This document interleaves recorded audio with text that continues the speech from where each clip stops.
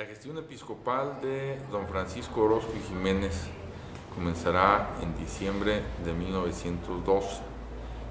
Él llegará a Guadalajara después de haber gobernado la iglesia de Chiapas durante 10 años y haber enfrentado a los liberales de Tuxtla Gutiérrez en un proceso en el que él no quiso participar, que consistió en trasladar la sede de gobierno de San Cristóbal a Tuxtla.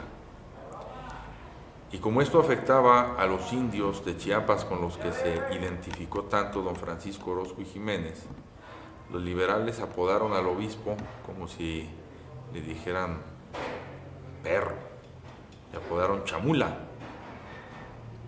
porque, como he dicho y está suficientemente estudiado, para los liberales el mejor indio era el indio muerto.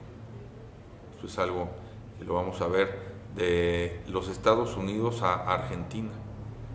El genocidio sistemático promovido por los que solo entendían la cultura y la civilización desde los parámetros occidentales y pues la incomprensión absoluta a formas de vida y de comportamiento distintas a las que ellos presentaban como paradigmáticas.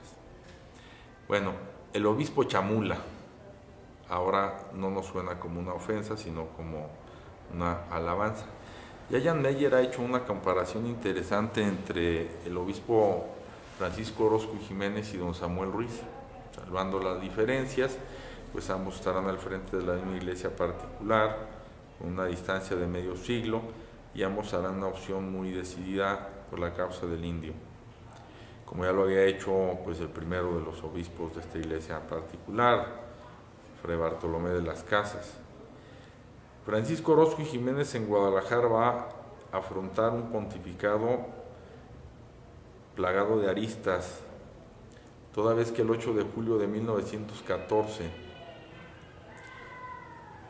el arribo del ejército constitucionalista capitaneado por Álvaro Obregón habrá de introducir la persecución religiosa en estas latitudes de una forma muy agresiva, como no se había vivido desde los tiempos de la Guerra de los 3 años, y quizá con una actitud aún más despiadada y brutal, pues si bien la primera persecución religiosa, la de 1857 a 63, también fue sanguinaria, la de 1914 a 1940 habrá de ser brutal e inmisericordia. Digamos que fue una guerra sin cuartel con el deliberado propósito de exterminar el catolicismo en México. Ya hemos hablado de la acción social de los católicos de los primeros años del siglo XX, pero después de 1914 esta actividad se va a replegar. No va a ser la carta encíclica Rerum Novarum la que aliente a los católicos a buscar la aplicación de la doctrina social de la Iglesia, sino la ley del sálvese quien pueda, que irá promoviendo una suerte de resistencia pasiva de los católicos, desde el boicot económico contra los decretos en 1913 y 1927 del gobierno del Estado, que pretendían reducir el número de ministros de culto a 1 por cada 100,000 habitantes, lo cual era absurdo, ¿no? En una ciudad que pues pasaría de los 100,000 habitantes, cura para toda la ciudad de Guadalajara, y pues en la ciudad, ¿en qué otra ciudad se iban a juntar 100,000 habitantes? Era algo desquiciante aquello, era una forma de matar por inanición la fe católica.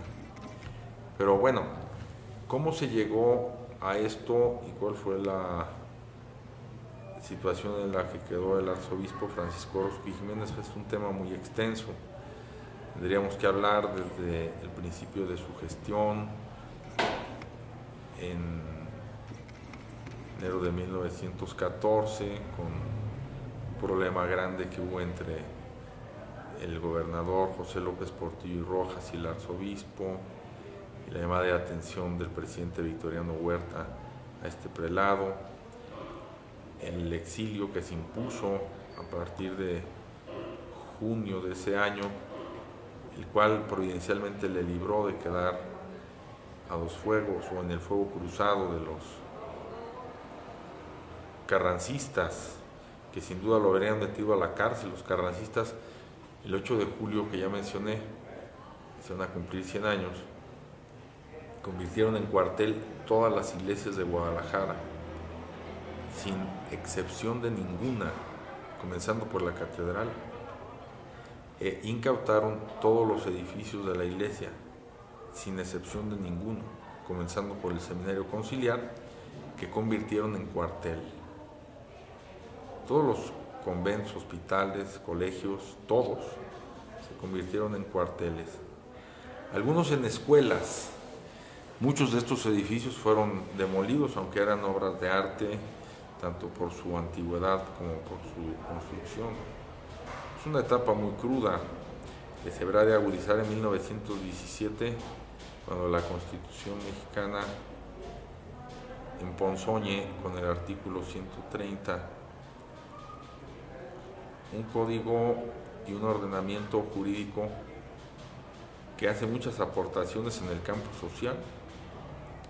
Los artículos 3º, 5º, 24 y 27 son o tienen contenidos anticlericales fuertes, pero el 130 se los lleva a todos, ¿no? Comenzando porque niega la personalidad jurídica a la Iglesia.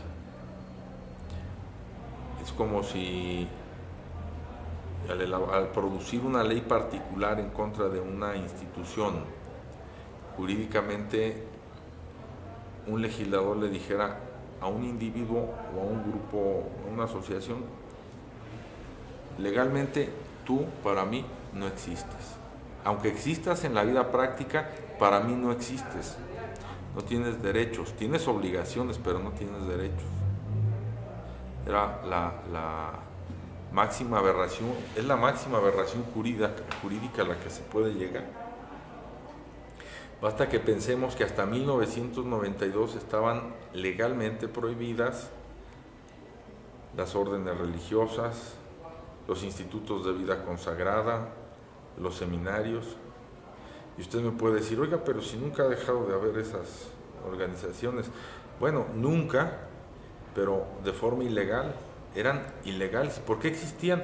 Bueno, pues porque eran unas leyes tan absurdas que no se podían aplicar, y cuando se quisieron aplicar entre 1926 y 1929, que se quisieron aplicar a rajatabla, provocaron una guerra civil que fue muy sanguinaria. La gente, también por ignorancia, a veces reduce la persecución